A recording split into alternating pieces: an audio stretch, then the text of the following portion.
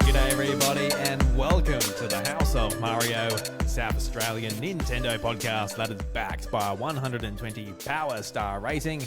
I'm your host Drew Agnew and the doors to episode 299 are open. Today on the show we're going to be talking about a little bit of the Metroid series.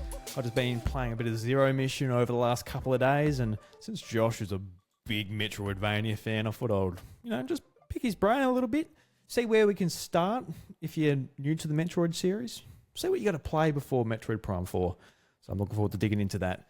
And like I said, it's Josh, or JT if you like, joining me once again. Josh, how you going, mate? Drew, hello everyone listening. Doing pretty well, thank you. Been doing a lot of gaming this last week, more than I have in a very long time. For some very good or bad reasons, I don't know. I'm just very addicted to this very game. Yeah, so, just no beating around the bush, Josh. You're addicted to Balatro. You're just helplessly infected by the disease that happened when you downloaded it on your Switch. I don't know. If you played this before the Game Awards, would you have put your vote in for Balatro, you reckon? Or you reckon that Oh, no. I did vote for it for certain things, but for Game of the Year, I did do Astrobot. Okay. Yeah, that's a great question for Game of the Year at least. I had heard so much about this game all throughout the year, and I thought, just from hearing it, I'm going to like this. This is going to be fun. This is going to be a really good time for me. I'm going to hold off, and I'm going to wait to play this very addictive game at a time when I don't have much on. Pretty much bit the bullet and bought it on the last day of the year, New Year's Eve 2024. And I've been playing it daily ever since, and had my holidays. I was away from work at the time, so a great time to start doing it. And hell, man, I played 30 hours already in the 14 days I've had it, which is a lot for me, and I think that's a lot for most people. Really, that's like 2.5 hours of gaming a day. And we've been doing lots of things in between, so I've just been glued to this whenever I've been wanting to play the Switch, and it's absolutely unreal. This game, it just gets you, and you just want to keep going, doing extra runs, customizing the jokers to help with your multiplier and anything to do related to your deck. Like you'll do different things, different joker cards come up, and that will change the direction you want to play the game. The tarot cards really help, if you do them the right way with the synergies of the jokers, you can really get the multipliers up, and it just gets so addictive that whole loop of I can do better and better. Because sometimes you'll massively fuck it up and it'll be done and over. Your run's no more, and you're like, shit, okay, here I go again. And you're just back into it, just trying to build up and do all that. So, done a lot of runs where you win now, which is get to ante 8, because there's each round, or it's not each ante, there's a small blind, a big blind, and then a boss blind. And so you got to do that 8 times each of those, and that's when you win. And then after that, if you want to keep going, there's endless mode, and you can keep going on, and then it gets really exponentially silly. You got to get millions and millions of points every round to keep going. And I'm at a stage now where I need to probably change my strategy, because it gets to the 12th ante, and it's 7.2 million I need to get, and I can't quite get to that yet with the strategy I got at the moment. So, super fun. You get different decks at the start, and so you're able to sort of they give you different things. One might give you one less discard, but an extra card in your hand every time, and other things like that. It tinkers it in different ways, and so you'll have a different experience doing that. So that's been fun. Been tailoring with the different decks in terms of aesthetic looking ones, because you've got the DLC to make it look themed decks. You've got Cult of the Lamb, there's Vampire Survivors, Dave the Diver, there's even the Witcher 3 one, so you just can customize the ones that you want to see for the cards appearing when you play, and that's the game. But it's just so much to it, so much variation, so much different strategy. If you want to go for 2 pairs or flushes or straight flushes, there's different things you can do and accommodate yourself to get it going. So it's solitaire on steroids. People always say solitaire is so addictive and fun to play. This is like that, but just on a whole different level. So, man, when you get into it one day, like I have, just like those. Make sure you choose it at a good time and you have nothing really important going on. Seriously. Yeah. Yeah. So is there anything else like in your backlog or whatever that you're like, oh, I kind of wanted to be playing this as well, but it's like drawing you away from it, or you truly just have a blank slate and it just allows you to spend as much time as you want with this? Yeah, it would have been Mario and Luigi maybe, but I haven't really been drawn to keep playing that. It's a bit, it's fine, but little, not enough there for me to keep wanting to play it. Maybe, I don't know.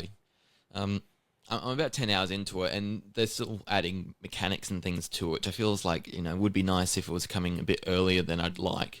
So I do want to get back to it, but it's just, I just would rather play Balatro at the moment because I'm really enjoying it. So I think this is going to time me in until Donkey Kong Country Returns HD on Thursday. So I think by then I'll be ready to sort of have a bit of variety, still play Balatro properly, but not all the time, and have a really cool 2D platformer to play in between. Yeah, get back to that bit of action gameplay. See what Donkey Kong's up to. Do those Or I rolls. could just play it right now if I wanted to, but I'm going to wait. I'm going to get the Wii copy right there. Very nice. Yeah. The Wii copy. Yeah. Very good. It's one of those Nintendo games that's just like stuck between like two versions that have good and bad sort of connotations depending which one you play. Like if you play on Wii, it's fine, but then you've got to like do the shake to roll, which isn't ideal for like a hard platformer that really relies on timing. No.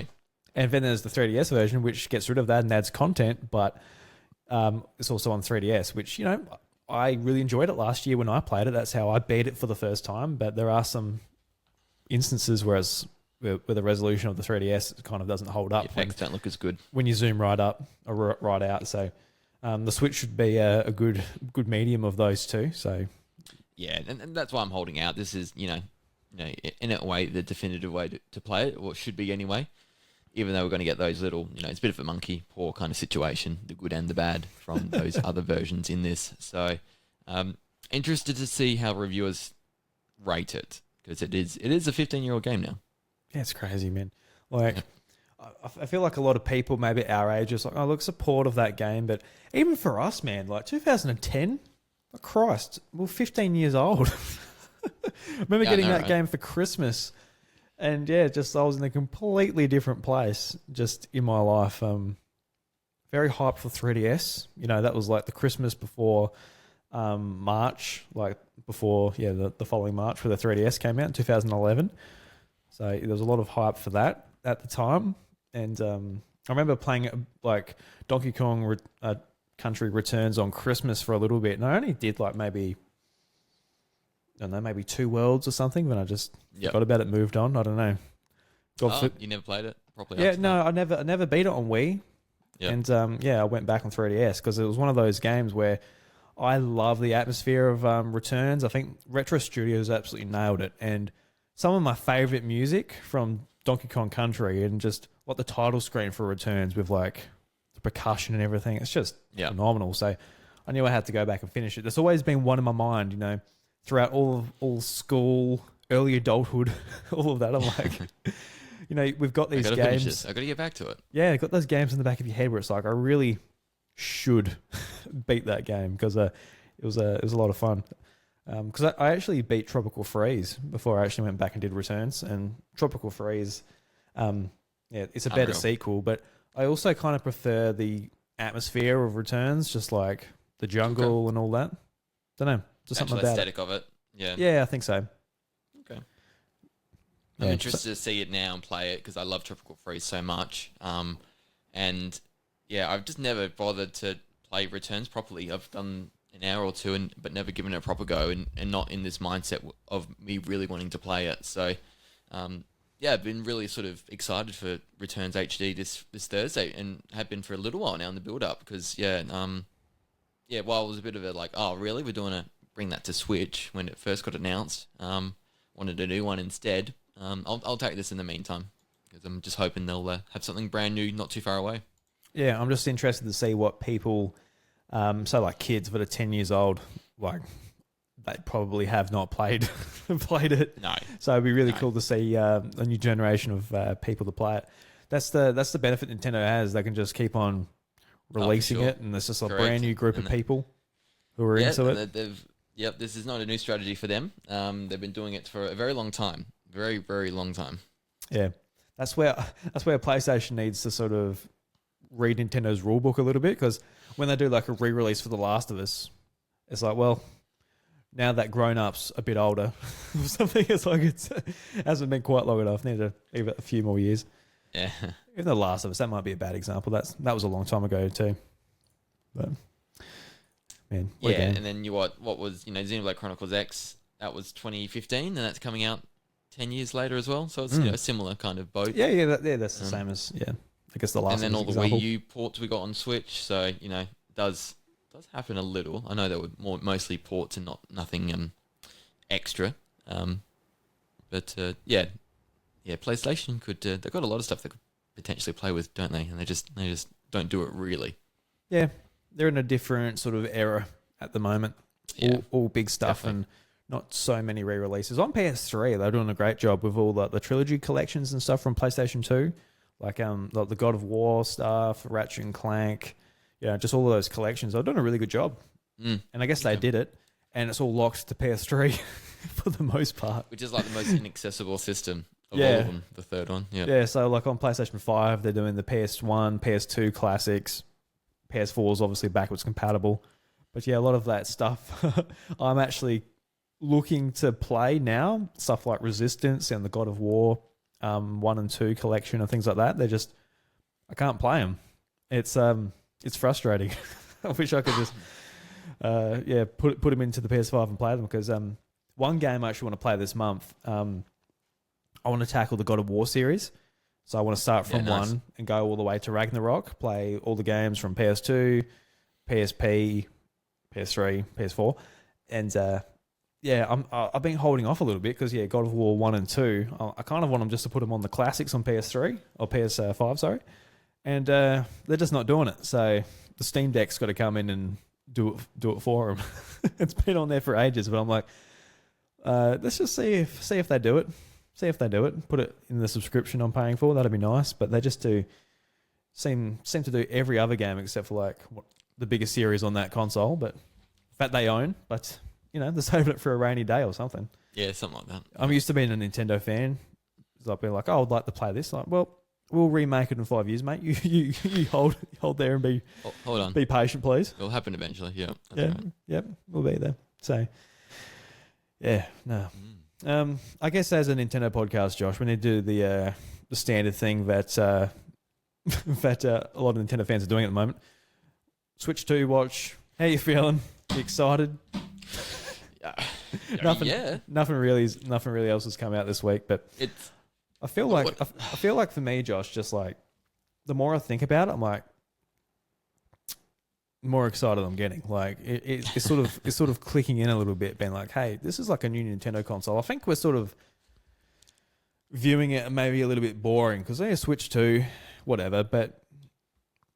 And to be honest, when they say, look, $500, buy the brand new brick, that's the Switch 2. Whatever, who cares? But when you really think about what games they're going to be coming out with, I was really sort of thinking about like a impressive Mario game, and I was looking back at the Switch presentation in 2017 when they did that just iconic Breath of the Wild trailer at the end. I'm like, not the Ice Cube Joy-Con bit. That was the iconic. That was pretty cool too. I guess that was iconic in some ways, but yeah, the Breath of the Wild trailer, dude. Like I remember. For sure. Best game trailer ever. Yeah, and it's funny to think back to the launch of the Switch. I was moved out for the first time. I was in a rental place, just moved out with Chantel, and we had a roommate, and I had Bryce over to watch the presentation, this awkward presentation, and at the end, we stood up off the couch. We just lost our shit. It was so hype, that trailer. I think everybody can agree. It's one of my personal favorite video game trailers of all time. And even I was going to pick up the kids from the grandparents' place earlier today and had the AirPod in and I was listening to it. I was just listening to it. I had the phone on the passenger seat. Yeah. And like it gave me goosebumps again. And I'm thinking like we are leading up to a time where we are going to get that magic again. Hopefully there's a reason for it to take so long, to be so secretive, all of this stuff. I want that feeling again from their games, dude. Like, not that we don't get great games, but yeah, it takes time in between Breath of the Wilds and Tears of the Kingdoms and Mario Odysseys and all of this. So I'm very, very excited to finally say it. I think it's finally starting to click in a little bit. And even amongst like all of the negative talk, I don't know if you've sort of seen the motherboard leaked, I don't know, a week or two ago. We talked about it probably. But Digital Foundry broke it down and how it basically works out. People are disappointed about like the system on a chip. The fact that it's not going to be like super powerful. It's not going to be all that power efficient. Probably going to be downclocked. Probably going to be seeing the power output as far as graphics and things go compared to a PS4, which is still pretty good. All things considered, considering it's like a little tiny thing that fit in your pocket, so that's not too bad. But even amongst all that, like I'm like, I don't really care, especially at this point, because there's so many other devices that can fit the big, powerful, $2,000 experience that you're probably looking for. There's a lot of options now, so I don't know. I'm feeling. I don't really care about that, Drew. I think and I think a lot of fans don't really either. In terms of, I definitely want something more meatier and powerful than what we currently have, and I think we'll get that, won't we? But I just it's always that caution of when it gets to that stage where it's going to get too powerful, and it means there's like you could do so much more with it, and what that could lead to in terms of development costs and time, and the wait between games and things like that. So, while it might not be as powerful as people want, that the benefit will be, I think creativity lies within the limitations sometimes, and the limitations that will be on this console will mean, you can probably make better games overall that optimize it. It might just suck more so from a third-party perspective and getting those more bigger games that some others like yourself might want on the actual system. But I'm excited, man. It's been a weird week of just like nothing from Nintendo officially, but every day there's been a Switch 2 leak, something coming out, like the latest leak. Here's the newest thing, and I think half of them are fake.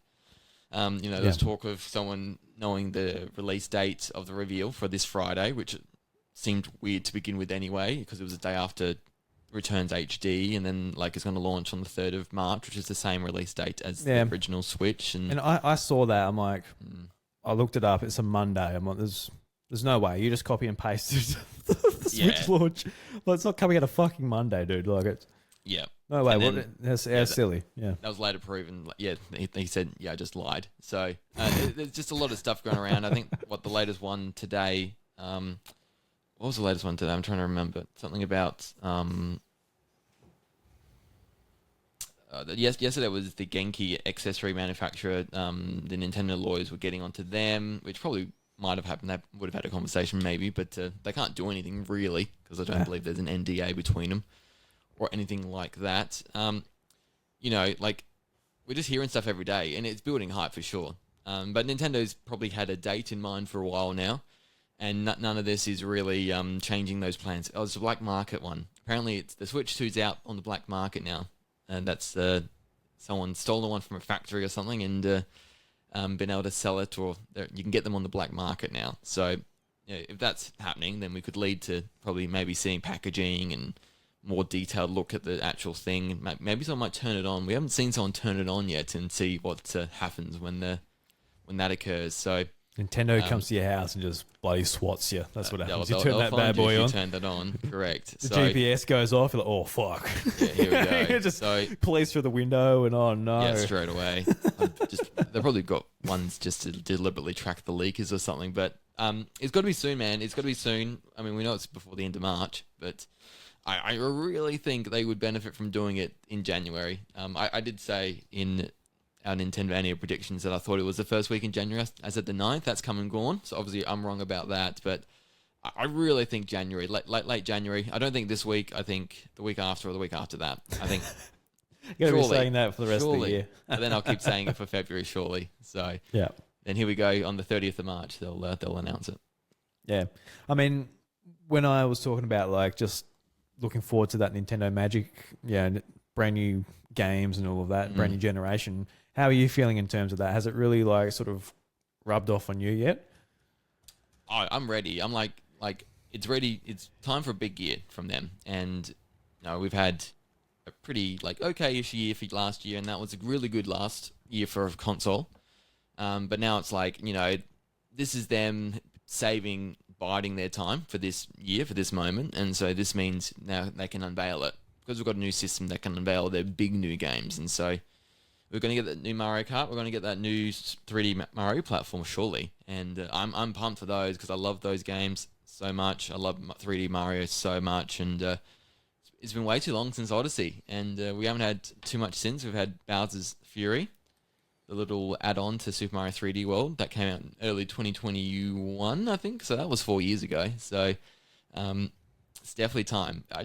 All the the better next gen versions of our favorite franchises can happen now because the Switch 2 is coming out in a matter of months, probably. I was also thinking too, like everything I said just stands true for me. But this is also the first time where I've been so satisfied with majority of Nintendo's first-party games where I'm not aching for like the next system to like really show them off, apart from Mario and Zelda. But like Super Smash Bros., for example, like going from Wii to Wii U, I was like, I really want to see this game in HD. Like, I was really looking forward to that. Then to Switch, I'm like, I want the next one to be like the Wii U one, but in my pocket and take it anywhere and take the Joy-Cons off and all that. I was really looking forward to the features that the Switch brought to Smash Brothers. But now to the Switch 2, I'm kind of like, they did such a good job, all the characters and everything. Like, I don't know what Switch 2 would bring to Smash Brothers, for example. Smash Bros. Would have to be really different. I think that's I don't know. It's a hard... That's the one game series where I feel like I could wait another 5-10 years, I feel, for the next one. I don't know, just... And then I'd hope it's like really different fundamentally, or has even more characters and maps and all that kind of stuff. They did such a good job, didn't they, with the Ultimate?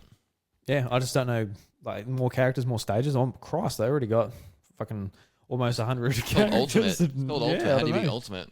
Yeah. Yeah, I mean, whether Sakurai's like, all right, we're gonna just completely change the mechanics like a traditional fighting game, like. Just completely change it. I don't know, but don't know. That's also a different beast altogether as well. So, correct. Who knows? But yeah, there's some franchises where I'm like, I'm good. I'm done. Thanks. Maybe Animal Crossing. Take the crafting out for the tools. That'd be good. Get that shit out. I thought that was cool. People are already wanting a new one. I'm like, oh, we only just had it, but then I think about it, it was nearly 5 years ago now, so it's getting close-ish, I would have thought. We'll get Animal Crossing in a couple of years at least, maybe. I think, for me, the Metroid, I know we're getting Prime 4 on OG Switch, but if we got anything on Switch 2, that'd be a bonus. We never got anything... it was a missed opportunity with Donkey Kong, so I really hope we get something with Donkey Kong on the new console, because that skips the entire Switch generation with nothing new on it. Yeah, nothing new for Donkey Kong. So I don't think we're getting a new game from Donkey Kong, but I think Donkey Kong will have a big role in the new Mario game. Yeah, that's what I think. Yep. I think I think for a lot me it's just like it's such a big character and they've got their own world. Why wouldn't it have its own game? I think one's coming, but just I'm just surprised it didn't happen in the Switch generation.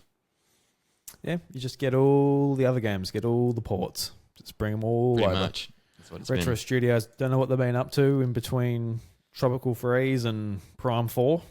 Something happened, something went wrong. Unless, don't know. Unless they've just been taking a last break. That's one of the biggest gaming enigmas I want to find the answer to, what they were working on. Yeah. What are you guys doing down there in Texas, eh? You just rooting around for a bit? You know, You can tell us. you're so far away from the rest of the development teams. You're just like, look, they don't know what we're doing. We're just being silly billies. Mario Paint 2. I don't know. Something. That's what we're doing. We just can't figure out the mouse. Yeah, Nintendo, you need to make a new actual console with a mouse. And they'd be like, okay, here it comes in the Switch too. Yeah, here it is.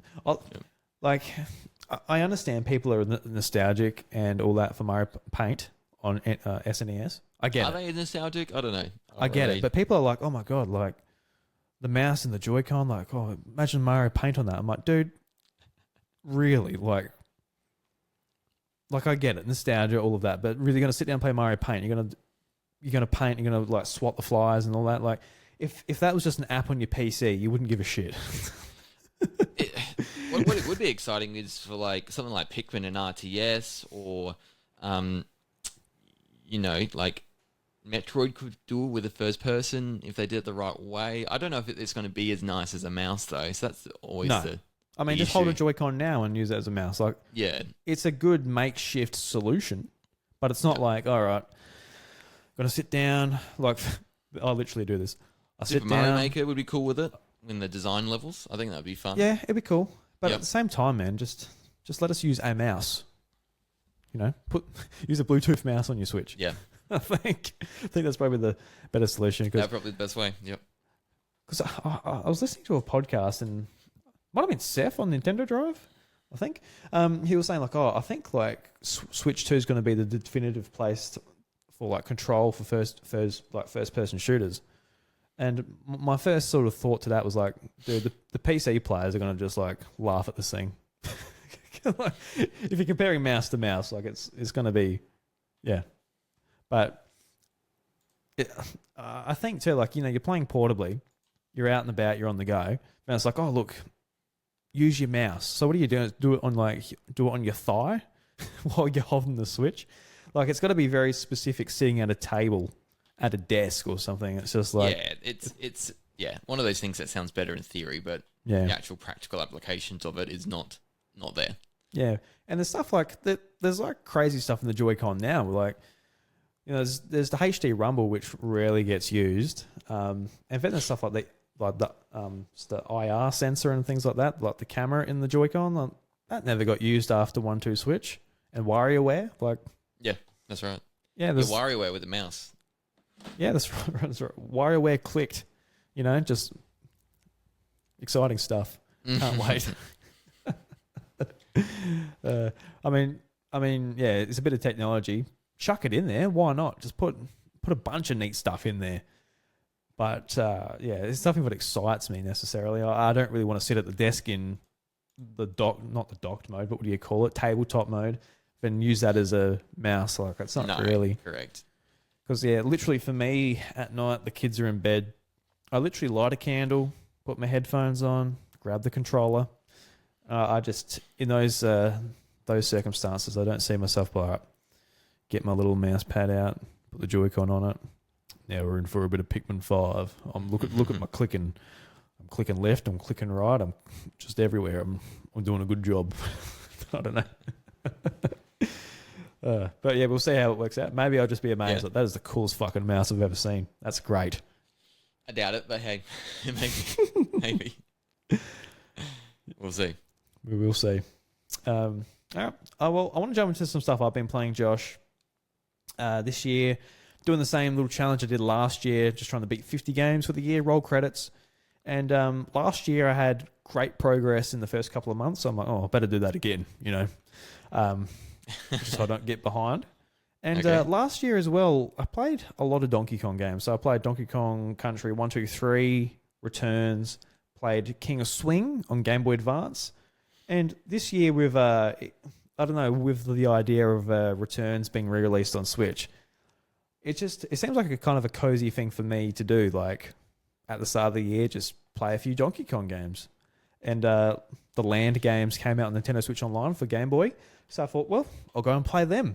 And I think I played one, talked about that on the show, just how impressive it was that Super Nintendo game was basically made into a Game Boy game, just the sprites and everything, how detailed they are and how the game plays. It's just like, it's quite phenomenal when you compare it to like Mario Land 1, for example. It's just night and day how this, at the time, just technological game was demade for Game Boy, and it wasn't really demade that much in some ways. But I think the biggest limitation for those games is just like, especially on the original Game Boy Advance, the Game Boy, I was playing on the TV, so I could only imagine what it's like hunched over with a little worm light in your bed trying to play it as a 5-year-old kid. But it is quite hard to see like the sprites from the background and like jumping ahead and things like that, just because of the aspect ratio of the Game Boy screen. So yeah, those were some frustrations, and I feel like the more I went on, so Donkey Kong Land 2, I feel like it was even harder to see, just because like the backgrounds become more detailed as you go along, and even to the point with like Land 3, I was like, there were some scenes where I was like, I really am struggling to see the character, and that's on my OLED TV, let alone on the Game Boy. Yeah, like some of those levels with like the waterfall in the background and all that. It's impressive that it's on a Game Boy running. Yeah, like it gets more impressive as like the series goes on. But I'm like, man, it's getting hard to see. It's getting hard to see. And at what cost? Yeah. Yeah. So yeah, it's cool that it was there, but yeah, certainly I would have been jealous of my Super Nintendo owning friends back in the day if I was just with my Game Boy. But it was cool to see the differences because yeah, I never really thought about playing Land until they came out on Nintendo Switch Online. And it was kind of cool to see the differences because I was like, oh, they're going to put the boat in like the overworld map and all of that type of thing in Land 3. And no, it's just like a linear world map type of thing where you progress. And in some ways, I'm happy they did that because I didn't need to be looking at this tiny little pixel on a Game Boy screen navigating like where to go on the lake and all of that. I was like, yeah, I'm glad they didn't do that. Did you play the Game Boy Color version? The Japanese exclusive one? Or did you just do the standard Game Boy? Still the standard Game Boy, yeah. Can you swap between them on because it's the color versions on NSO, you just have to have the Switch Japanese account. So if you get one of those set up, you could have played it on that if you wanted to. Yeah, back in the day, I had a Japanese account to get some demos and things like that, but I got no idea what that login and that is now.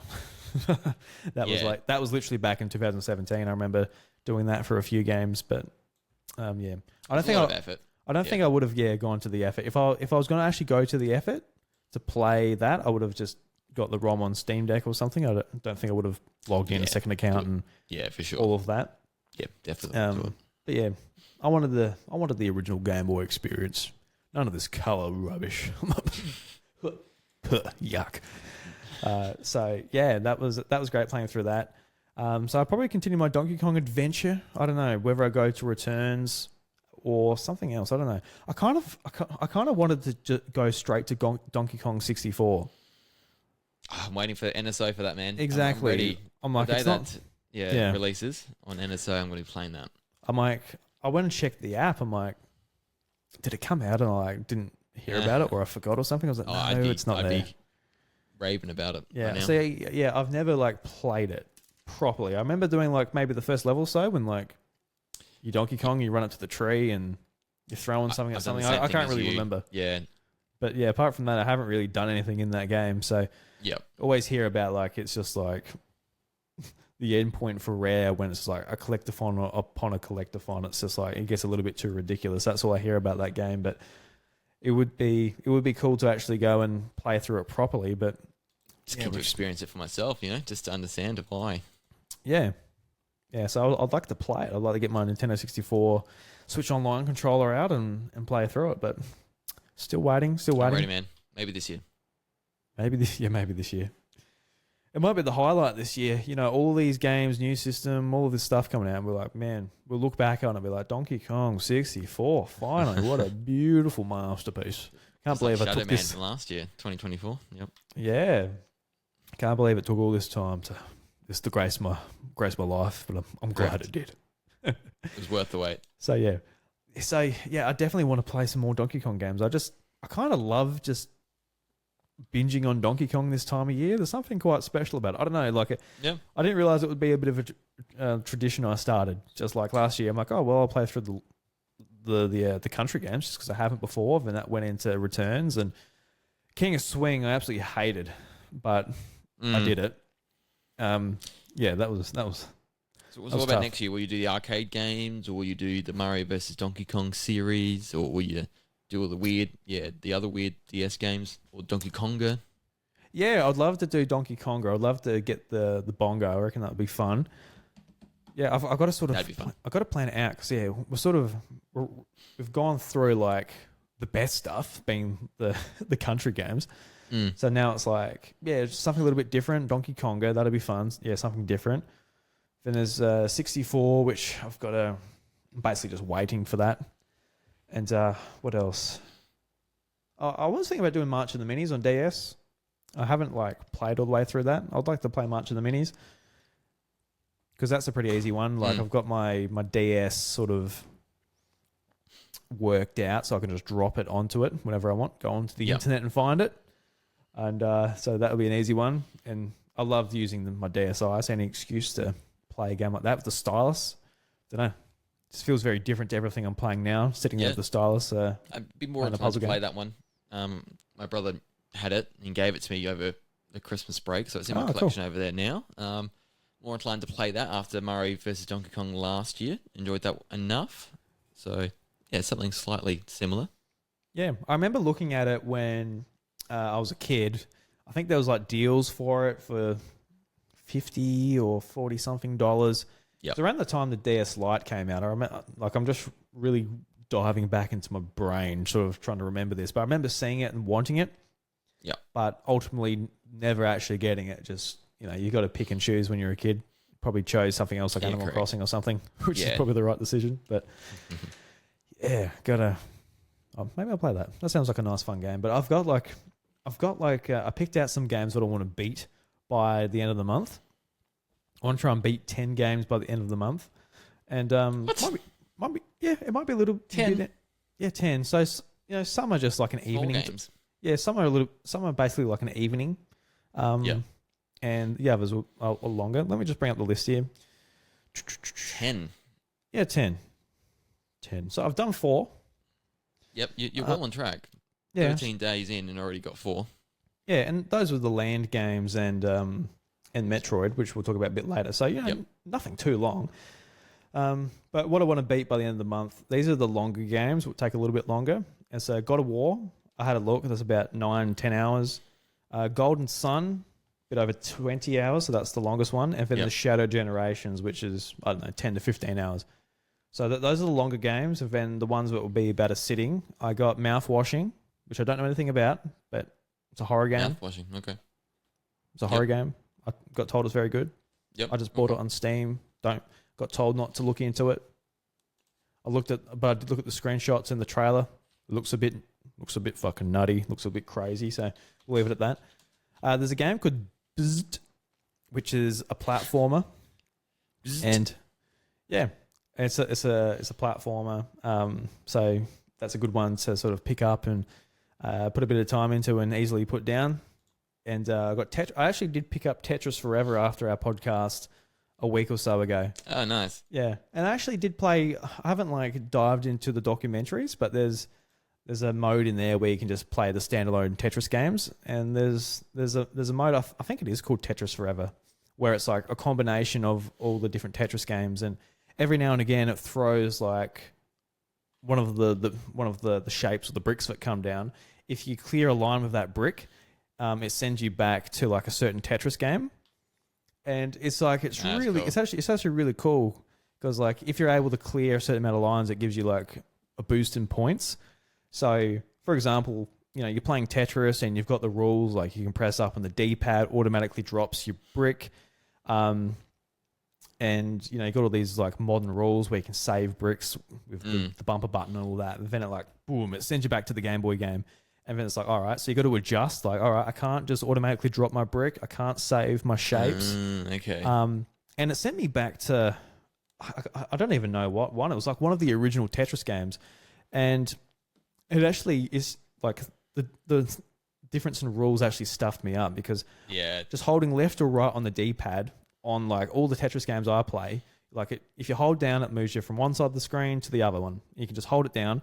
But in this a specific version of Tetris, you actually had to keep on pressing like 1, 2, 3, 4, like move it over. Yeah. So I was just like holding it left it. or right, and it wasn't going to where I Yeah. wanted it, and it stuffed me up, and I'm like, so it's interesting. Like, he just like learned the certain mechanics of every single version of Tetris throughout the years, whether it's like the original one on, whatever computer, to the Game Boy one, to NES, to, just all the way to modern. It's kind of cool. So I'm really of looking forward to having just an evening I can sit down and actually pay attention to the documentaries and stuff. That's why I haven't jumped into it yet, because I just want to actually give it my full attention rather than like in between kids or whatever. So is you beating the credits in that game watching the documentary? Is that what you're determining it to be? I think so. Yeah, like I'll get to the point where the credits roll, and that'll be it. Yep, that makes sense. And I'll probably keep playing that mix up of Tetris too, because I've been loving just jumping into Tetris, and that seems really fun. Just especially like once I watch the documentary, and I might understand maybe what each of these versions of Tetris mean to like the overall franchise and all of that, what they represent, like the evolution and things like that. I think it'll be really cool.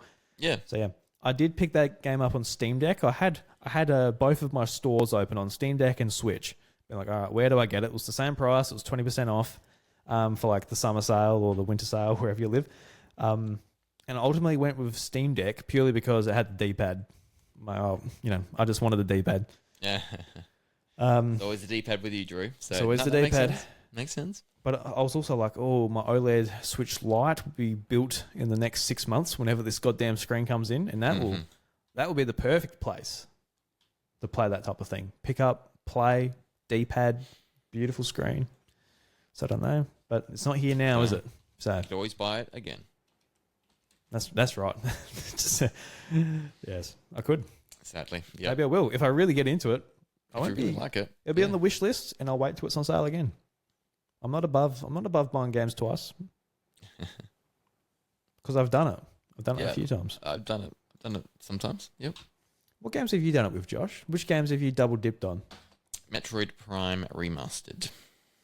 Okay, so there's okay, I see where you're coming from. Like the whether it's ported or brought over to a new generation. See, I'm worse than that because I'm like, I'll buy a Switch copy and I'll buy a Steam copy, or PS5 and Switch, or Steam and PS5. The same thing. I just can't make up where I want to play it. But like Metroid Prime Remaster came out digitally first, and so I bought it straight away to play it day one, and then they had a physical version like a few weeks later. So I wanted those, and obviously I bought the original. I never bought Metroid Prime Trilogy, but I did that with Tears of the Kingdom. Bought it digitally. I was mushing that A button to get in at 11:30. I was like, just let me play this goddamn game. I'm so excited. And then I got the special edition that came with the game, and other stuff I've never looked at since. I got the box in the cupboard. Yep. Had a beautiful art book and all of that. But yes, I've done it with a couple of Switch games.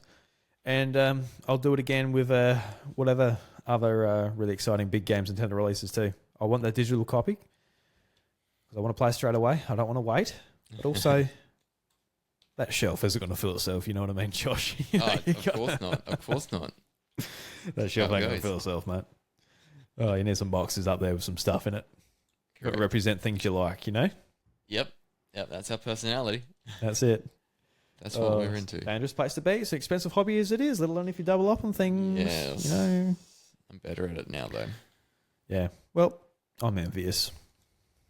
Hope it's going well for you. Thank you. But yeah, I think that brings us to the other point of the games I've been playing, and this is where I bring in Josh as well, big Metroid fan. Last year I played Metroid Fusion, and I would have loved to jump straight into Zero Mission, but they just didn't have it up on Nintendo Switch Online. They finally brought it out, and it wasn't the time for Drew to play it. But I was sitting on the couch, just finished Donkey Kong Land 3. I'm like, cool. I want to play another pixel-based, platforming game. What do we got?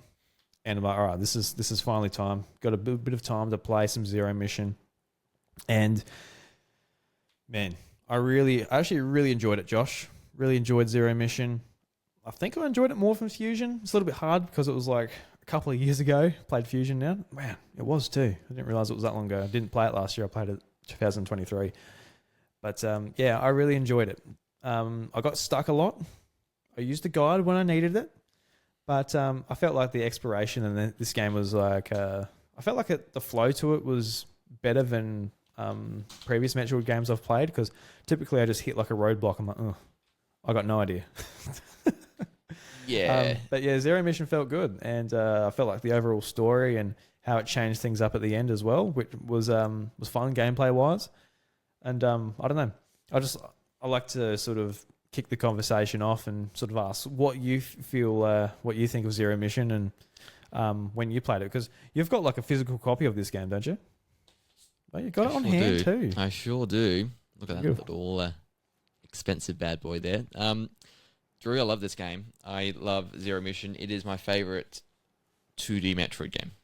And it's just a really solid, fun, like however long it takes you to finish it. For me, it's like typically 6-7 hours. But for those who speedrun it, a lot shorter. But it's such a short, solid, compact, quality game. And I just love the music and the atmosphere in this game. I think it controls and moves around so well. And then especially when you know that this is the remake of the original Metroid on NES, and how hard and difficult and unapproachable that game is. That's really hard to go back to these days and like fully enjoy. Like you really do need a map open on a computer. Like I'm not going to draw a map on a notebook and try and play it that way. Yeah, it's funny because I forgot. And when you beat Zero Mission, obviously you know this, but just for anybody else out there that doesn't, when you beat Zero Mission, the original Metroid unlocks, so you can play that on Game Boy Advance. And I jumped into it just to why not. Try. And I got the morph ball. I ran to the right through the door, but I'm like, all right. I pressed select. And I'm like, nothing came up. I'm like, okay. I'm like, wait a minute. Oh, that's right. This game doesn't have a map. That's fucking insane. I could not imagine playing it. I reckon it will make me vomit, even like trying to get through it. Yeah. So such an important thing in a Metroidvania. And the original one that formed part of the series, the format, didn't even have one. So it's come a long way. This is the perfect remake of that game, and adds the extra stuff with the extra power grab. I love that power grab, dude. That just felt so good. Like when you get that and you grab into an edge, and then you can like jump from ledge to ledge. Like when you're just like hanging off it, it was great. Like it felt like such a silly power up, I guess, in the lore of things. Like really, like Samus couldn't hold on to the ledge before, but as far as the actual the mechanic in the game goes, it felt great. Like being actually able to get to places where you hadn't before, and it wasn't because of a jump or anything like that. Yeah, it was good. Yeah, power grip I think it was, but my bad.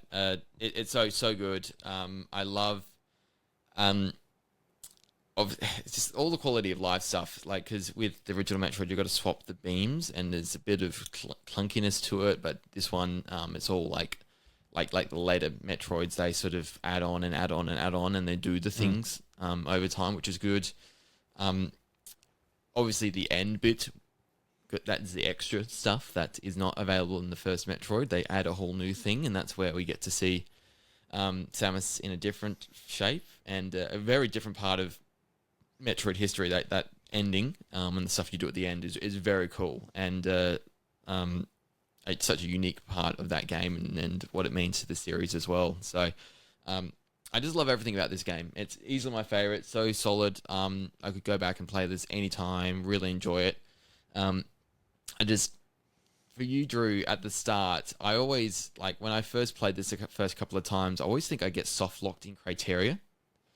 This was sort of top left part of the world map. Don't know if you were probably using a guide, you said, so you probably knew what to do straight away. But there's been times up there I've always thought, have I locked the game? Have I soft locked the game, and do I need to reset?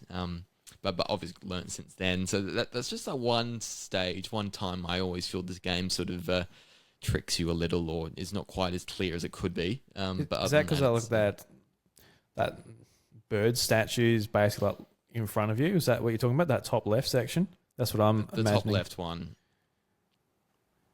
Yeah, I'm trying to. Like, I mean, I felt stuck that many times. Ah, did you? Yeah. Yeah. And it's funny because I was panicking at the end. So the very end of the game, obviously in Metroid, you do the escape sequence. The very ending escape sequence. I did not have power bombs. I missed the power bombs. I'm like, whoa. Oh, am I locked out? So, I'm like looking at a guide and they're using the power bombs to get out. I'm like, oh god. I'm like, how do they even get in here? And then like, I after googling around a little bit and seeing like finding it, I'm like, oh yeah, I remember how I got there in the first place. There was like another little hidden tunnel to go through, and then I just jumped out that way. It was hidden. But yeah, I thought I seriously like soft locked myself out. I'm like, surely, I'm like, does Nintendo let you get to the point where you just fail?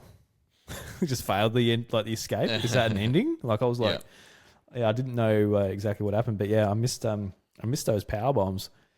Yeah, there's an enemy that's basically taking it away from you, and I think I got the suit, and I just completely forgot about the power bombs wherever they are. I don't know. I never came across them. Okay. Like after I got my suit back in the ending sequence, yeah, I just never went and got the power bombs, which I couldn't tell you where they are now. So I don't know where don't know where that little man went off with the power bombs. That's half the fun of these games is people will play in different ways, and like I've never played Zero Mission that way, missing the power bombs till the end and like thinking, shit, can I actually finish this game? Yeah, that's cool. I like it. It's, and a lot of the time it's very smart, the design, and it still works. Because when I was Googling around, I saw some guides how to actually skip the power bombs. I'm like, oh, well. It's possible. Yeah, it's possible. I did it. There we go. I felt like I was being thorough enough too, but not really. I beat the game with like, because I was like looking at the guide and it's got like all the timestamps for like all the things. I'm like, I can't be getting that. Nah. I'm like, I kind of just want health, to be honest. I didn't even. Yeah. Energy tanks. Yeah, so I ended up getting like 45% of the items. So yeah, under half, not very many. And beat the game in about 3 and something hours. But that was with rewinds. So in real time, I spent like 7 hours. or actually, I don't know. I haven't checked the real time. But looking at Fusion took me 7 hours. So I assume it's probably a similar amount of time. Yeah, like a similar length of game. Yeah, for sure. Yep. Yeah, because on how long to beat, it's like 4.5 hours. I'm like, yeah, I'll do 4.5 hours. I'll do like, a couple of sessions or whatever. Well, this is going to take me 4.5 hours. I'm way too bad at this. Way too bad. I don't. It feels strange because I've played a few Metroid games now, but I still feel like such a noob at them. Like I'm just no good at them, and I appreciate them, but I'm not like, oh fuck, this is fun. I don't know. There's something about it where I just still feel like such a noob. I think you're playing it with a guide still, and I would recommend next time to let go. Weaning myself off. Yeah. Yeah, like I think good at the start, but now, go into it. I think you kind of know like how a Metroid game roughly works now, like, shoot the walls if you don't know where to go. That kind of stuff, bomb things a bit more. Just remember places, because you'll go to somewhere and you're like, I can't get through here right now, but I probably will be able to later. And so just trying to remember those moments. And then, just that should hopefully help you a bit more. Yeah. Also, maybe play Castlevania now. One of the GBA ones, maybe. Yeah, so that's going to be a question I was going to ask you. Because I think as far as Metroidvanias go, I think the next one I'll do will be Super Metroid. So maybe I'll take you up on your advice to wean me off of guides. Just jump into that, see how I go. And, maybe like pull up a written guide just to at least say like, hey, look, you need this one. You need this item. It's like, cool. At least I know I got to look for that. Yeah. At least be a little bit, maybe not as reliant. But I don't know. I'm kind of keen to go to the Game Boy Advance Castlevania games. Yeah. Would that be okay? Or would you say just go to Symphony of the Night straight away, since that's the best one? Like, you can either do that one, or do the GBA Aria of Sorrow, because they were the first two ones I played. I played Aria of Sorrow first and loved it so much. Like I just got completely hooked and addicted to that first time, and then I went into Symphony of the Night. I'm like, oh man, like this is amazing as well. Like why have I not played any of these games growing up? So they're the perfect two games to start with, definitely. So whatever you're feeling, because they both got their really cool like quirks and charms. I think Symphony of the Night's a bit more. Obviously, it's like it sounds and looks better because it's on the PS1. Just that moving animation sprite work is just really funky and cool. Some good sound going on in there as well. Some funky tunes. So yeah, it depends what you want. CD quality, yeah. Yeah, no, it's just it's voice acted as well. It's a really fun time. Yeah, is that on Switch or is it just No, it's not on Switch. PlayStation. Yeah. Damn. Yeah. Because I remember getting ported to PS4, but yeah, that kind of sucks. Yeah, Requiem. Yeah, I really am surprised it's not on Switch yet. Might be on Steam. Might have a look on Steam Deck then. Yeah, it's called Requiem, because it's got Rondo of Blood as well, which is a very good, more side-scrolling traditional Castlevania. No, very nice. No. Yeah, I'm keen to play more. It's just I need to be in the right headspace for it because it is one of those things where it's just like it drives me nuts sometimes. Just getting lost. I don't know. I still haven't adjusted to it. It's like ugh. But as far as like the Prime games go, Josh, like we've got Prime 4 coming out later this year. I don't know. I think we talked about it before, but I've forgotten. Are you a 3D person or a 2D person when it comes to Metroid? What's your preferred sort of take on the series?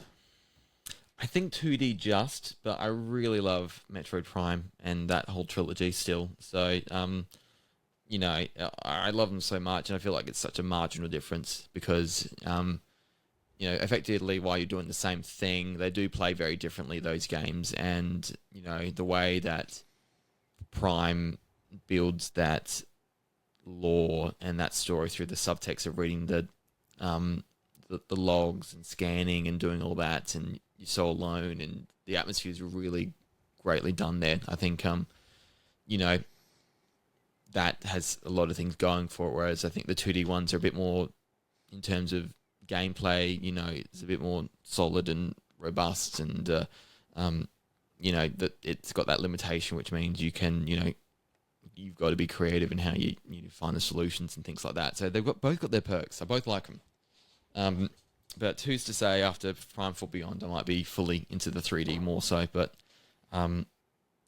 just not having had a new one in since 2007 with Corruption. It's been 18 years since the last new Metroid 3 Metroid game. So way too long. I'm super keen for this. It's been way too long. Yeah. I'm looking forward to seeing it more and everything, but I just feel like I've got a lot of homework to do before I get there. Like, I want to move on. I've been looking forward to moving on to 2 and 3 from playing remastered a couple of years ago, but just been sort of standoffish because I'm just waiting for that remaster. I don't want to get into any of the other ones playing on Wii or even emulating it on Steam Deck or whatever, and get to the point where Nintendo comes out and officially releases it with like all the bells and whistles. I'm like, oh, okay, well, that'll sort of frustrate me. So I've been holding off, but I feel like as far as that goes, the next Direct, if it doesn't show up, I think it's time to go. I think I'll be running out of time otherwise. If they announce a release date for Prime 4 and they haven't talked about Prime 2 and 3 by then yeah, probably sadly, it looks like it's not going to come. Yeah, unless it's that pre-order bonus that I predicted over at Nintendoania. Maybe that's it. Maybe. To get my pre-order in and I'll be able to play it. Yeah.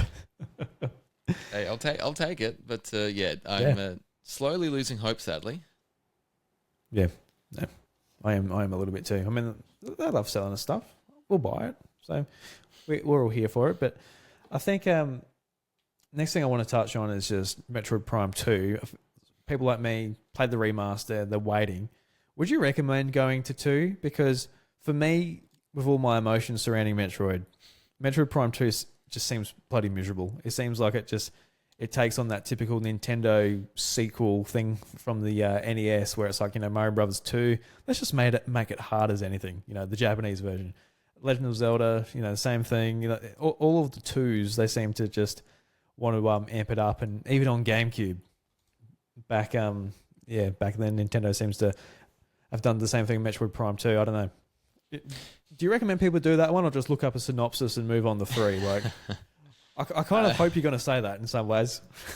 I don't recommend you play 2, because like you said, 2 is harder, and they really did. Yeah, like you said, they do follow that formula of the first one's really great and amazing, but let's make the second one like hard, and it's not the Lost Levels kind of hard, where I find that game so unapproachable because they made it incredibly difficult. This is more difficult, but for different reasons. I suppose the light and dark aether, when you go into the dark aether world, and you're in these bubbles and you got to go from place to place. I don't know, you kind of feel like you're in a rush all the time. I kind of like, I don't know, I can never, I don't enjoy it as much, because I feel with the other games I could take my time a bit more and sort of like explore and look around and feel free to scan and not have to rush. Whereas this one's like, if you're not getting to that next bubble, you're losing health, and it's not quick, but it's enough to make you like, shit, just keep moving along, and I mean, you're literally dying. You go into a different world and it's just zapping your health. I'm like, oh cross, that sounds miserable. And I don't know. Yeah. So that's the main thing for me. But then, like, when they introduce ammo for some of the beams and weaponry, and sort of that makes it a lot more. You're much more careful in how you use it. And that makes things harder, because you don't want to use all of it up at one time, and then you will run out in certain spots, and that makes it trickier. So, it is one of those things where I think that they could have made it a bit easier, and that would have helped. And I think Prime Trilogy makes it slightly easier. I know the Japanese version's easier. They didn't go as hard with some of the things, because they're not as used to first person shooters. So I don't know. That's one of the last ones. If you really love Metroid, that'd be one of the last ones I'd recommend you approach. I recommend you go straight to 3. Straight to 3, you're like, Drew, you can't hack it, mate. Well, you could. You'll follow a guide, but whether you enjoy it, I think you'll enjoy it the least out of any Metroid games you've played so far. Yeah, no, I think you're right. I don't know. It's still a good game, but it's just different and hard. Yeah. Maybe if there was nothing else to play, maybe I should go for it. But there certainly is. There's always something. So probably never. Yeah. So yeah, I'm sort of just holding out to see if Nintendo want to sell it to me, or I've just got to pull out the Wii, play it there, or I've got to emulate. I'm ready to play that game, man. One on Switch. Yeah. It's dual stick controls. I just want that HD upscaling a bit more. I'm ready. Because like the Dolphin emulator that emulates GameCube and Wii games, there's a whole different version of it made exclusively for the Metroid Prime trilogy that just like puts all the controls from the motion controls onto your sticks and buttons. So I'm like, it's pretty tempting. Like, not bad. It's just right there. It's right there. Do it. I've got it set up. It's just I'm waiting for it to come from an official channel from Nintendo. And there's a part of me as well, which like it'd be nice if they go into it and like, to actually make it a bit like more like quality of life stuff put into it for like noobs like me. Maybe an easy mode or some shit. That'd be nice too. Yeah, make it more approachable. It wouldn't surprise me with this game if they deliberately did something to do that. I think it'd be pretty welcome, honestly. Yeah. And since it's been so long, do you feel like they might actually be doing remasters of 2 or 3 as well? Like, since it wasn't the year after, maybe they are actually doing a little bit more. But I also maybe. Yeah. I mean, it could have been the whole remaster got so well received, the first one on Switch, that maybe they do that treatment again. But how well did Metroid Prime Remastered sell? I don't know if it got to 1 million. Yeah, I'm not sure. Probably, I don't think it. I think it might have did. just 109 as of March 2023. That's pretty good. Nearly 2 years ago. Oh, so it came out in Feb 23, so it sold 1 million pretty well straight away. So it might be close to, 1.5 by now, maybe closer to 2, but yeah. So that's a solid enough for that. You reckon that shows for Prime 4? Do you reckon it's going to be kind of similar? Like, I don't know, because it's such a story-based game in some ways. Like, are that more people going to be like, oh, the brand new Metroid game, and like 10 times, well, not 10 times, but 4 times more people jump into Prime 4 than say, the remaster? I don't know. It doesn't really bode that well, unfortunately. Like, it's not too bad, but it's also not that exciting either for a franchise like Metroid, which is expensive for Nintendo to make. So I don't know. How do you feel about that? Yeah, I think there's always something to do with, it's an existing game, so it's not the newest one. So that doesn't bode well for sales. And so a brand new one, you like to think it's going to have that, it's going to look nice. It's going to, might have some more modern gaming mechanics in it. And I think they market it better. So I think overall it means it's going to sell a lot more. So it just, I'd love to see it hit 5 million. I think that'd be a pretty amazing target for it to get to. And what Dread's hit just over 3 million. That's the first Metroid to do that. So, and 3D games tend to sell better than 2D ones. So I would have thought it does better than 3. But how much is the question? So I'm hoping 5. 5 would be unreal for Prime 4 to get to. Yeah, because with Dread, even friends of mine, they're like, man, I'm not paying $80 for a 2D game. That's the issue. And it kind of sucks because it's not even because like 2D, people just view it as cheaper, but it's just a completely different gameplay mechanic and feel and all that you can't replicate doing it in 3D. Like, obviously Prime's just completely different to how you would play Dread, and just the idea of it's kind of saying to Nintendo, like, you can't make these games anymore. You can't do them because we won't buy them, and that sucks. Because it's great. Like, Mario Wonder is just a completely different experience to Odyssey, and I'm so glad that they make both of them. And it's the same. It's the same with Metroid. Like, you want that classic experience with like the aiming and all the the modern things that dual sticks and all that brings to a 2D Metroid. But for some reason with Metroid, it just seemed to evoke more people like that. I think it's just because I think Metroid just brings out more of the hardcore audience, and that's maybe how the hardcore audience feels. But when people look at Mario Wonder, it's just like mums and kids and also people like us, like the hardcore, and it's just way more people to be like, oh, it looks like fun.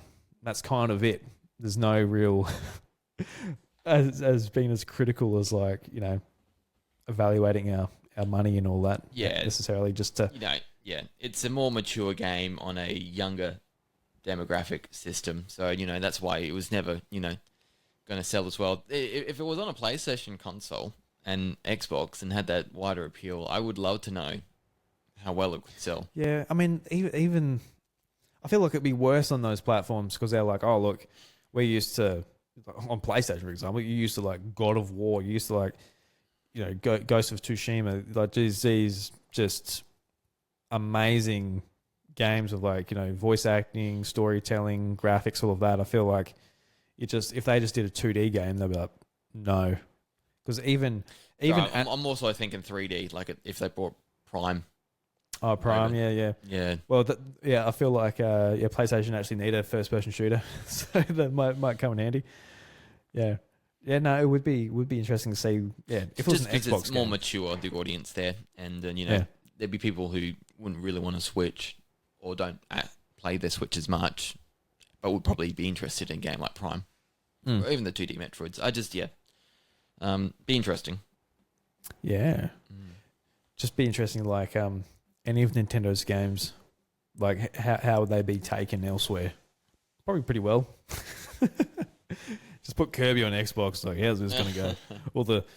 All the Gears of War fans are like, oh, finally something I can jump into when no one's looking. A soft spot. Kirby's the most murderous being I've ever met. So you're perfect for Xbox. Just gulp them all down. Yeah, so Smile on his face when he does it. He doesn't care. imagine like this Xbox Live bro. He's got the bandana on.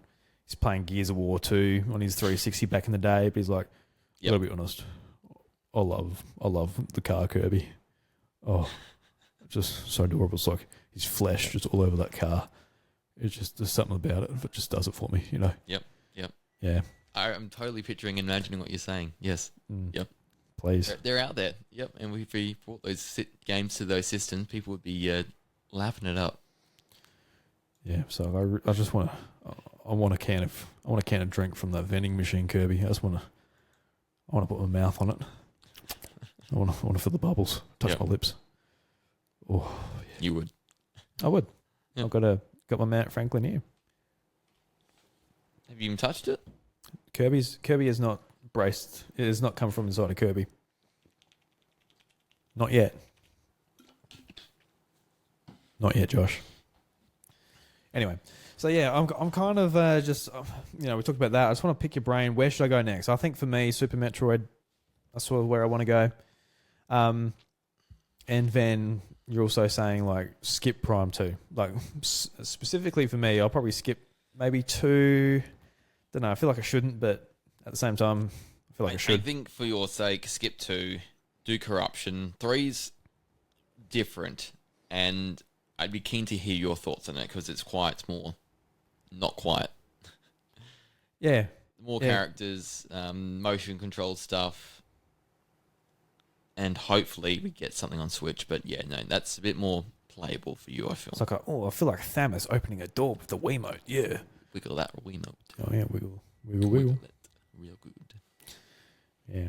So yeah, would you recommend Prime 2 to the masses out there who are looking forward to was it 4 or is 1 good enough? Just leave it at 1 and skip the rest and go to 4. Definitely play 1 at least, just to know what you're getting yourself into. Like, because it's such a unique game. Because it's not really a first-person shooter; it's more so an adventure game, first and foremost. And so, if you're thinking it's like COD story mode applied to Nintendo, it's not the case. It's going to be that action-adventure aspect more so. And if you love that formula and how it plays, then definitely think about playing the other 2 before 4. But I definitely feel you could get away with just playing the first one. Know that... you work out what Prime is. There's more that happens to Metroid Prime, and that ends. But then at the end of Corruption, there's a little thing that explains Sylux and why Sylux is in the fourth, or not why, but Sylux transitions from the 3rd game to the 4th game, as we saw in the trailer. So playing 3, you'll see a bit more of Sylux. So that's probably, even seeing cutscenes. But I think playing it for that reason is a good enough one. Yeah, I think with 2, I think the idea of Dark Samus is really cool, especially after like finishing Prime 1. I'm kind of intrigued to see like where all that goes and all that. I'm like, that is really cool. Now I actually know what Dark Samus is compared to just Samus's evil twin or something, something like that. Yeah. So maybe I should just watch it. Maybe I should just watch the game. Just bring it up on YouTube and watch it. I don't know. I've never done that before. I feel like sometimes there's some games I wanted to do that for just because I don't have the time, don't have the energy. Maybe I should just watch it, but I've never done it. I've never watched but you want to know the story at least. Yeah. But maybe I should just watch it and like, if I'm watching it, I'm like, oh my, I just want to get my hands on the sticks. Because will you play Beyond day 1? Is that what you're planning to do? I'd like to, yeah, absolutely. It just feels wrong, Josh, not playing 2 or 3. It just feels wrong. Yeah. I can't. Yeah, it's like playing. I don't know. What's another game with 4 games in it? Uncharted 4. Yeah. It's just like you just play Uncharted 4 after playing Uncharted 1. If you go to 4, so yeah, that's why I almost wish they didn't call it Prime 4 Beyond and I was a little bit surprised. Metroid Prime Beyond or something. Like, if you look at the logo, the 4's hidden. Like, it's there, but it's like, because it's Metroid, big letters, Prime smaller, and the 4's added to the end of Prime, and it's the same size as that, and then Beyond's bigger again in terms of font sizing. So the 4's there. It's just very much not pronounced and shown off. Yeah, they won't have their cake and eat it too. It's reminds me of like Horizon Forbidden West. Like, obviously it's not called Horizon 2, but if you look at the logo, there's a big 2 in the background, but yeah, Is there? Okay. yeah, there wasn't. Those games weren't I've as never noticed that. those games weren't as far between. But yeah, it would be interesting just from Nintendo because they're making it for Of course. their old hardcore fans, but in the grand scheme of things, there's not that many of them compared to their Switch audience at the moment. And don't know, sold like 20 million GameCubes, so it's like there's a lot of people out there that haven't experienced at least the first two. But yeah, that's right. I'm excited to keep on my Metroid journey. I'm gonna have a break for probably a month or so, but yeah, I'll do Super Metroid, and we'll see where we end up with Prime 2 and Prime 3. I think those are the Metroid games I need to do this year, and obviously Prime 4 when that comes out. Yeah, have you played Samus Returns? No, I haven't. 3DS? Haven't beat it. I've played it. Have Okay. not beat it. Yeah. Yeah, because I think That'd be a good one after too. Super Metroid, if you wanted another Metroid experience, that might be the one to go to because you played Dread and Fusion and Zero Mission now. Yeah. There's a lot of Metroid games I can tick off over the next couple of years because there's not too many Metroid games. It's I'll be able to do the series over a couple of years. But yeah, because I've got like a list. I made a list at the start of the year of like series that I want to tick off that I've seen. They've been on my backlog for a while. So one of them's God of War, like I mentioned. I want to do them. BioShock, I want to do those 3 games. Yep. I wrote here Ghost of Tsushima just because the sequel's coming out, so I got to get to Ghost of Tsushima. Yes. Death Stranding, same thing. Want to play that and jump into the sequel. I put Persona here, but let's ignore that. That's way too big. Life is Strange, that would be pretty simple. And then I've done Final Fantasy VII series. So the original, Crisis Core, remake, Rebirth.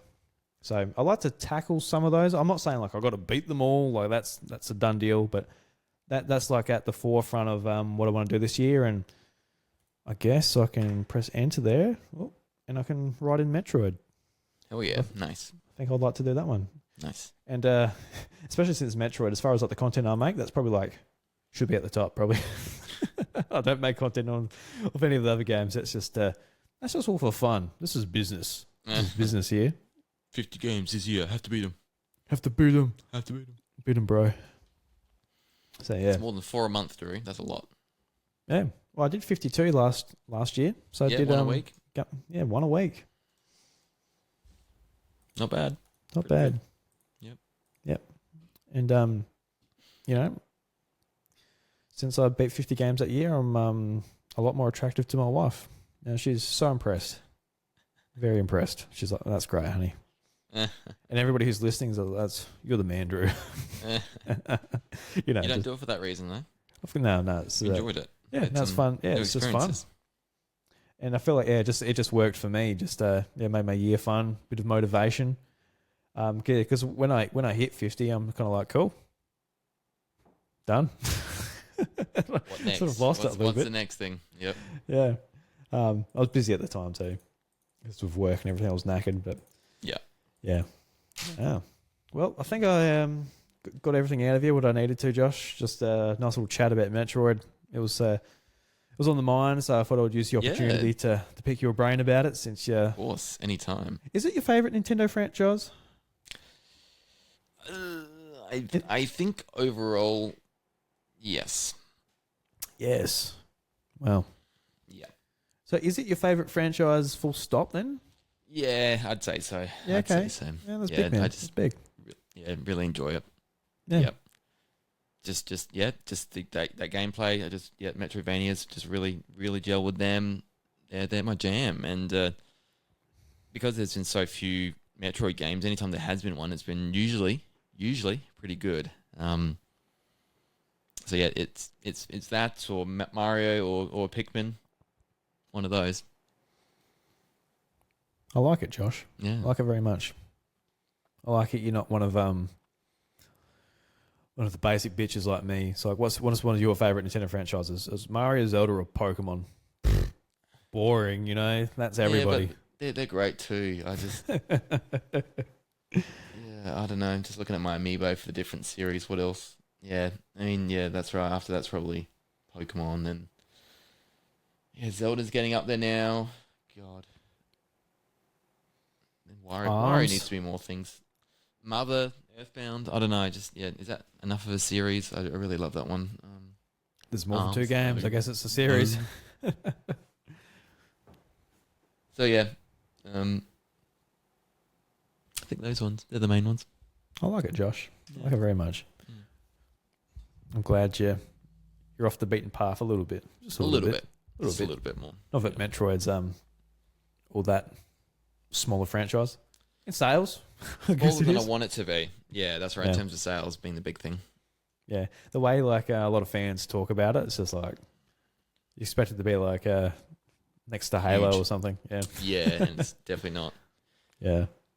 Well, Fall Out Boy did a new We Didn't Start the Fire, and they added Metroid to it as one of the like updated versions. And I still can't believe they did that. I'm like, that's cool. They had Metroid to it. Cool.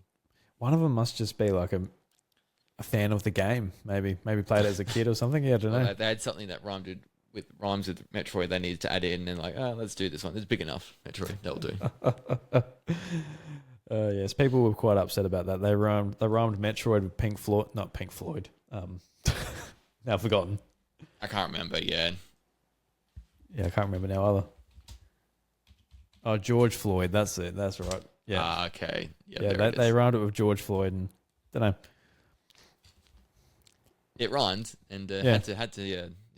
Well, I feel like people would have been upset if they didn't include something about the riots and the injustice that happened as far as like with the black community and stuff. Like if they didn't include it, would have been like, oh, what you didn't. That's massive. Like, it's one of the biggest things like the last 5 years. Surely you could have put that in there. Massive, but then they do put it in there. Yeah. When they do put it in there, it's like, oh, how rude you're rhyming that name in a song. It's like, well, then I just put it in there and not rhyme it and it just sounds silly. I don't know. Give Fall Out Boy a break, everyone. Jesus Christ. What's Fall Out Boy ever done to you? Yeah. Yeah. Come on. Poor Patrick Stump. He's a nice man. Oh. He has nice hats. Drew's a fan. He named one of them. Yeah, they're literally one of my favourite bands. Yeah, they're very good. Very good. They were my favourite band throughout high school. I think these days they're in the top 5, but probably not my favourite band. They're unreal live. They're like really good live. I've seen them the most that I've seen any band. I've seen them, not that many. I've seen them twice. Cool. Yeah. So big fan of Fall Out Boy. There you go. Nice. Yeah. Anyway, that's enough of Fall Out Boy. That's enough of this goddamn episode, Josh. Thank you very much for joining me. Really enjoyed the chat. And listeners, thank you very much for joining us for another episode of The House of Mario, episode 299. Yeah, sometimes I forget just like to put the 2 there. What are we doing next week, Drew? What's happening for 300? Yeah, so we're going to be going over the lifetime of the Switch, do a bit of a retrospective of the console, the games, all of that type of thing. I think it'll be fun to sort of celebrate the Switch. At towards the end of its life, we've still got a lot more games to come out, I dare say, over the next couple of years. There'll be support for it, but this will be this feels like the end as far as like, I guess the only and the main console we talk about here on the show. We're going to be talking a lot more about the new stuff, all of that. But it's a nice place to sort of sit back and remember all the good memories that we've had with the Switch. Because, like I mentioned at the start of the episode, just looking at some of the trailers and the games being announced at the start of the year, it was at the point where I'm like getting nostalgic about where I was, what I was doing, the person I was, where Nintendo was, the whole thing of a hybrid console, how special that was, how different it was. And as the years gone on, the game industry and ourselves have grown along with it. And it's been, like many people, there's the ups and the downs, but it's been, a special sort of time to be a Nintendo fan. And I think probably the best time in the company's lifetime to be a Nintendo fan. So I thought it'd be fun to go over all those memories with the console and all of that, just to signify, I guess, 300 episodes of House of Mario as well, because, it's been the lifetime of the Switch, has been the lifetime of the show, and it's been 8 years. And while I should have, while we should have hit episode 300 a long time ago, I feel like it's a good time to sort of go over it then and discuss that. So if anybody's got anything you'd like to write in for the show, whether it's regarding Switch or the House of Mario or anything like that, love to gander your opinions. I should actually be organised and maybe ask the Discord and Twitter and Blue Sky and things like that. Get some feedback and some questions in for that. But I'm looking forward to it, Josh. Hope you are too. We'll have to actually plan it over the next week. Can't just jump into it like I usually do at the seat of my pants. But yeah, it should be fun. And can't wait. It'd be great. It would be good to rank the years as well, because I did it years ago with Bryce. We ranked the years of Nintendo Switch, like favorite to least favorite, as far as it's like strong releases and all of that go. But it's been a few years since then, so I might have a few updates. 2023 has been since then, so don't know. Yeah, and we'll have some interesting opinions, I think, especially 2018. I think we're going to diverge a little on that, so that'll be interesting. Okay. I'm looking forward to it. But till then, guys, thank you very much. Hope to see you next week for episode 300. But until then, the doors of the House of Mario, they're closed. Catch you later.